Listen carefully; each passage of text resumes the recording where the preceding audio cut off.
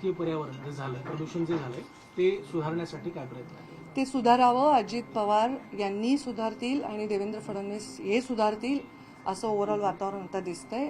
आणि जर ते सुधारणार असतील तर माझी सर्वस्वी त्यांना साथ राहील. आणि ते बिघडले असंही म्हणायला माझं मन जड होतं, कारण मी राज्यभरातल्या घटनांचाही आढावा घेते, त्यावर आपण नंतर कधी बोलू. पण ते बिघडवण्याचा प्रयत्न कोणी करत असेल त्यांना आपण पाठीशी घालू नये अशी अपेक्षा आमची पण नेत्यांकडनं आहे. तुम्ही पुढाकार घ्या. संजय राठोड यांच्यावरती आरोप झाले होते तेव्हा त्यांचा राजीनामा घेतला होता. आता धनंजय मुंडेंवरती आरोप केले जातात तर त्यांचा सुद्धा राजीनामा घेतला पाहिजे अशा विरोधकांच्या प्रतिक्रिया आहेत. आणि यालाच धरून एक प्रश्न तेव्हा घेतला नाही त्यांचा संजय राजीनामा. आतापर्यंत याच्यावर त्यांच्या पक्षाचे सर्वोच्च नेते आणि या राज्याचे सर्वोच्च नेतेच उत्तर देऊ शकतात. मी तर लहान आहे प्रोटोकॉल वाईज.